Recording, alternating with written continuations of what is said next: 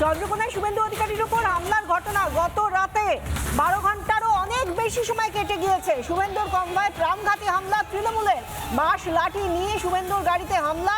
FIR এর নাম রয়েছে 7 অভিযুক্তের।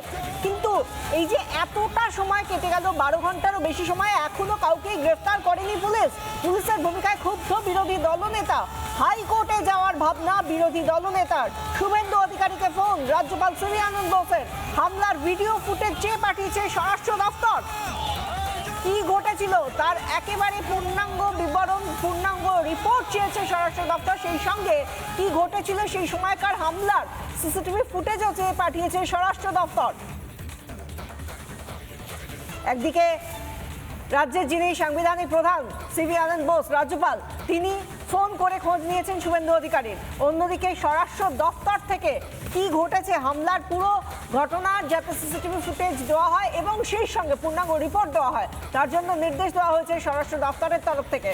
এবং এই দিক থেকে এখনো পর্যন্ত পুলিশের যে গাফিলতির কথা, শুভেন্দু অধিকারী একেবারে পুলিশ বিট হাউসে বসে বলেছিলেন যে কেন যখন প্রাণঘাতী হামলা ঘটেছে তখন খুনের চেষ্টার মামলা ধারা দেওয়া হচ্ছে না।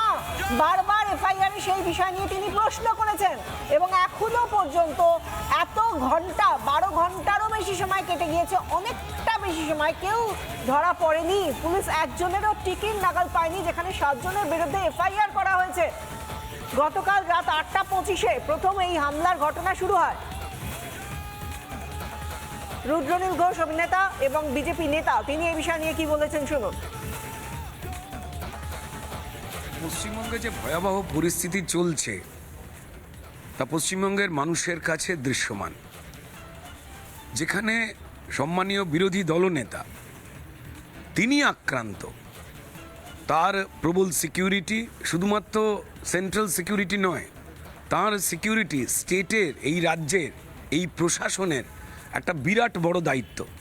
যে লাগাতার বিভিন্ন ঘটনায় যেভাবে মমতা বন্দ্যোপাধ্যায় এবং তার দল তৃণমূল মানুষের কাছে কলুষিত হচ্ছে, তারা চিন্তিত হয়ে পড়েছেন, ভীত হয়ে পড়েছেন ভারতীয় জনতা পার্টির যারা নেতৃত্ব তাদের ওপরে, সম্মানীয় লড়াকু বিরোধী দলনেতা শুভেন্দু অধিকারীর ওপরে। কি করে থামানো যায়, একমাত্রই এদের উপায় যে মেরে ফেলো। তাই প্রাণঘাতী হামলা এবং জামিনযোগ্য ধারায় এফআইআর এর প্রবণতা পুলিশের। গতকাল রাতে হামলা, প্রাণঘাতী হামলা শুভেন্দু অধিকারীর উপর। আর আজ সকাল থেকে বিভিন্ন কর্মসূচিতে কোলাঘাটে শুভেন্দু অধিকারী, রাজ্যের বিরোধী দলনেতা। সেই কর্মসূচির ফাঁকে আমাদের প্রতিনিধি সন্তু পান তাকে প্রশ্ন করেন এবং তিনি বলেন যে মমতা বন্দ্যোপাধ্যায় এবং তার পুলিশ ভয় পেয়েছে। কি বলেছেন এই প্রসঙ্গে শুনুন। আজকে উদ্বোধনের কর্মসূচিতে গতকাল তো আক্রমণ হলো আপনার উপর, গতকাল তো আক্রমণ হলো, ভয় পেয়েছে, ভয় পেয়েছে,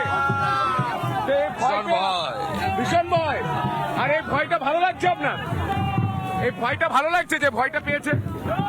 ভালো তো, डर सबको अच्छा लग रहा, প্রতিদিন আরো বেশি করে করব, এনার্জি বাড়ছে, এনার্জি পাচ্ছে।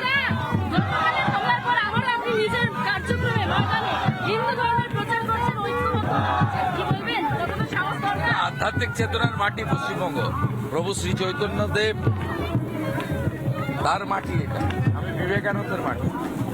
কতটা সাহস লাগছে তাহলে এই সমস্ত কার্যক্রম করতে? না, আমি বরাবরই করি। আমি এসব না করলে তো উনি মুখ্যমন্ত্রী হতে পারতেন। উনি তো বুদ্ধবাবু ওনাকে সিকিউরিটি দিয়ে রেখেছেন, আরামে বেরোতেন বাড়ি চলে আসেন। লড়াই হবে, লড়াই হবে, লড়াই হবে, লড়াই হবে, লড়াই হবে। আধ্যাত্মিক চেতনাই জিতবে, আধ্যাত্মিক চেতনার জয় হবে, জনার্দনের জয় হবে বলছেন শুভেন্দু অধিকারী। এই মুহূর্তে সরাসরি তিনি এসে উপস্থিত হয়েছেন, তিনি আস্তে আস্তে প্রবেশ করছেন। আমি ছবি দেখানোর চেষ্টা করব। এই মুহূর্তে ফুল দিয়ে তাকে স্বাগত জানাচ্ছে। এই মুহূর্তে তিনি এগিয়ে যাচ্ছেন, তিনি বলছেন আধ্যাত্মিকতার জয় হবে। এই মুহূর্তে সেই ছবি রিপাবলিক বাংলায়। কোলাঘাটে মন্দিরের ভিত্তিপ্রস্তর স্থাপন এবং তার ফাঁকেই কথা বললেন আমাদের প্রতিনিধির সঙ্গে এবং তিনি বললেন যে মমতা বন্দ্যোপাধ্যায় এবং তার প্রশাসন ভয় পেয়েছে শুভেন্দু অধিকারীকে। এবং এরপরই তিনি সরাসরি কলকাতায় চলে আসছেন। যাদবপুর থেকে দেশপ্রিয় পার্কে তার মিছিল রয়েছে এবং সেই মিছিলে তিনি হাঁটবেন। নানা ধরনের কন্টেন্ট দেখার জন্য লাইক করুন, শেয়ার করুন আমাদের ফেসবুক পেজ, সাবস্ক্রাইব করুন আমাদের ইউটিউব চ্যানেল। পাশাপাশি অন্যান্য ব্রেকিং নিউজের জন্য অবশ্যই চোখ রাখুন রিপাবলিক বাংলায়।